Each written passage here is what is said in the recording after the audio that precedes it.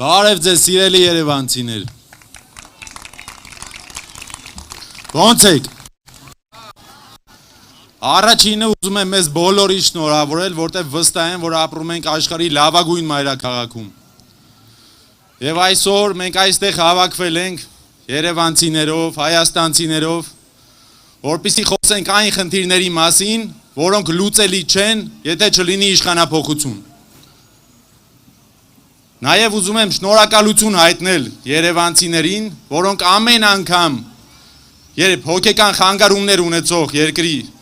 ոչ բարով վարչապետը դուրս է գալիս Երևանի փողոցներ, մարզերում կազմակերպած իր այդ ներկայացումները Երևանում չի ստացվում։ Երևանցիները շատ շուտ իրեն սադրում են, որպեսզի նա ցույց տա իր իրական դեմքը։ Իր ատելությունը սեփական ազգի հանդեպ, իր ատելությունը մեր ազգային արժեքների հանդեպ եւ պարզապես այն փաստը, որ նա հոգեկան հիվանդ է։ Ժողովուրդ ջան, մի մանիպուլատիվ սուտ կա, որ ասում են, հատկապես Ավինյանն է ասում,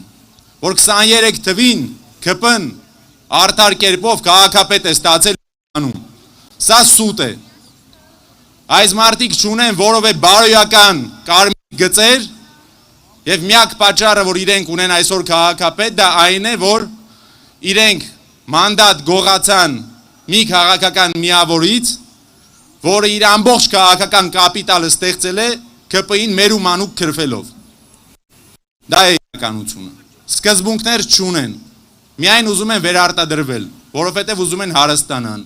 որովհետև հասկանում են, որ իշխանափոխության դեպքում հերթով գնալու են Բերդ։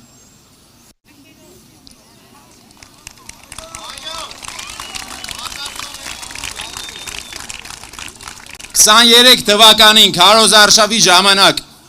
ասենք անենք Ավինյանը, ձեզ ասել էր, որ գույքը արկը թանկանալու է։ Տատիկներին եւ պապիկներին ասել էր, որ իրենց ամուսիններից ժառանգություն մնացած բնակարաններում, եթե բնակարանները մեծ են, պետք է կրկնակի վճարեն աղբահանությունը։ Ասել էին, որ սրանից հետո քառակուսի մետրն է կարևոր, կապ չունի, եթե 200 քառակուսու մեջ ապրում է 1-80 տարեկան տատիկ, պետք է վճարի ավելի շատ, քան թե 50 քառակուսում բնակվող 5 հոգին։ Սրբուի Գալյանը, մեր դատախազը, մնացած այդ ուժայինների հրաշալի կանայք,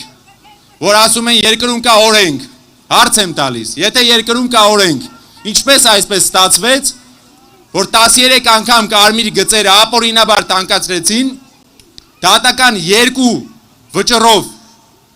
10 կոլեգիալ դատավորների կազմով հաստատվեց, որ տանկացումը ապօրինի է, որ տեղական վճարը չի կարող լինել փողոցները խցանումներից ազատելու համար։ Բայց եթե դնում ենք իրավական մասը մի կողմ, օքեյ, անգրագետեն չեն իմացել։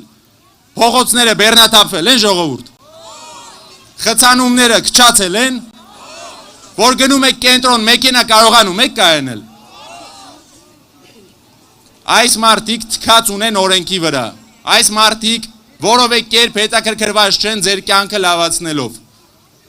Իրենք մինչև 18 թիվը սաղորը խոսում ու լացում էին, որ կոռուպցիան լավ բան չէ։ Ես ու իմ նման շատ միամիտ մարդիկ էլ 2018 թվին ուրախացանք։ Ասեցինք արատավոր բարկերը գնալու են, էլ վատ թաղապետեր չենք ունենալու, ծանոթ բարեկամ չենք ունենալու, ինչ ունենք այսօր։ Այսօր ունենք մի վիճակ, որ օրենքը չի գործում, դատարաններում հայտնվում են բացառապես ընդդիմադիրները եւ ցանկացած վճիռ կարմիր գծերի վճռի օրինակով ասե ԿՊ-ի կոռուպցիոներ կերպարին օրենքի ուժ չի ստանում։ Այս ամենը ունի մեկ լուծում ժողովուրդ ջան։ Երբեք մի հավատացեք, որ ձեր ճակատագիրը կարող են որոշել Մոսկվայում, Լոս Անջելեսում, Անկարայում, Բաքվում։ Մեր ճակատագրի տերը մենք ենք։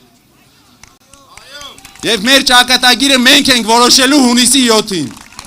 Եթե մնաք տանը, ոչ ոքի չմեղադրեք, որ Նիկոլը մնաց վարչապետ։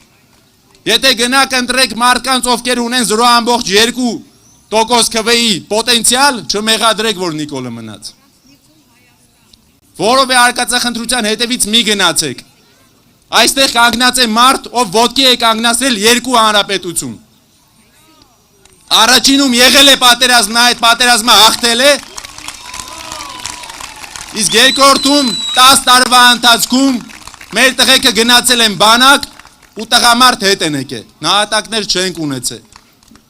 որովհետև շարքայինից մինչև գեներալ բոլորը իմացել են, զենքդ լավն է թե վատն է կապ չունի, թուրքը կրակում է պետք է պատասխանես։ Դա է եղել մեր պետության սկզբունքը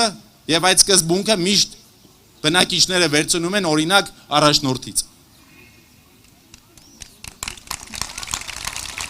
Եվ խոսքս կուզեմ եզրափակել մեկ այլ թեմայով, որը քաղաքային թեմաներին չի վերաբերվում, բայց կրկին վերաբերվում է մեր սիրելի Երևանին։ Ժողովուրդ ջան, Երևանում չպետք է երբևիցե ունենանք մի իշխանություն, որ թույլ տար, որ Ադրբեջանի ղեկավարը առաջի անգամ հնարավորություն ստանալով Հայաստանում թեկուզ հեռահար ելույթ ունենալ, Արցախի բնիկ հայ ժողովրդին անվանեն սեպարատիստ։ Որովհետև մեկը Հայաստանում իրավունք չունի արցախցիներին տեսնել իբրև օտար, որովհետև մեկը իրավունք չունի մեր արդար ժողովրդին կոչել սեպարատիստ, որովհետև մեկը իրավունք չունի մեր հայրենակիցներին, ովքեր գտնվում են Բաքվում, անկախ քաղաքական ճաշակներից, կոչել ռազմական հանցագործ։ Այդ մարդիկ առնվազն ի տարբերություն Նիկոլ Փաշինյանի, երբ իրենց պետության վրա հարձակվել են, չեն փախել բունկերներում կարմիր գինով հարբել։ Մնացել են, սպասել են մինչև իրենց վերջին հայրենակիցը դուրս գա, նվիրելով իրենց ճակատագիրը անհասկանալի ուղղության, կարևորություն տալով սեփական բնակչության փրկվելուն։ Մի խափնվեք, որ Եվրոպան եկավ Երևան եւ մենք դառնալու ենք Եվրոպա։ Խոսք եմ տալիս ձեզ։ Նիկոլը եթե մնաց, Եվրոպան լինելու է նախընտրական Հայաստանում, Թուրքիան լինելու է հետընտրական Հայաստանում։ Եվ երբ որ մենք անընդհատ լսում ենք ինչպես են այս ապիկարները մեղադրում Ռուսաստանին տարբեր վատ բարեկամական հարաբերությունների մեջ, ձեզ հարց տվեք։ Մենք Հայաստանը Նիկոլի հետ դոշի վրի փոքր քարտեզը, այդ երկիրը ինչ է ակնկալում Ռուսաստանից, եթե թույլ է տալիս Զելենսկին գա Հայաստան եւ Երևանում խոսի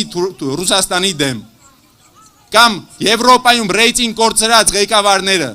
որոնք որ չեն վերարտադրվելու, գալիս են ստեղ, Նիկոլը իրենց է օգտագործում իրենք Նիկոլին, սեփական կերպարը մաքրելու համար, բայց ես ձեզ վստահեցնում եմ, Եվրոպայում գրեթե չի մնացել մի մայրաքաղաք, որը Երևանի պես մաքուր եւ անվտանգ է։ Մեզ պետք չէ սովորացնել ինչպես ապրել։ Հայ ազգը դա դարերի քաղաքակրթություն է։ Մեր քաղաքը անվտանգ է, մեր քաղաքը պատկանում է հայերին եւ այդպես պետք է մնա։ Եվ որպեսզի այդպես մնա, հունիսի 7-ին բոլորս միասին պետք է գնանք ընտրատեղամաս, որովհետեւ միասին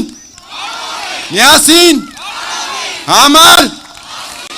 շնորհակալություն։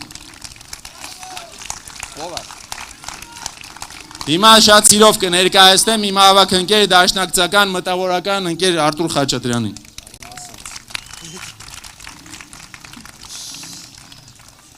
Սիրելի հայրենակիցներ, սիրելի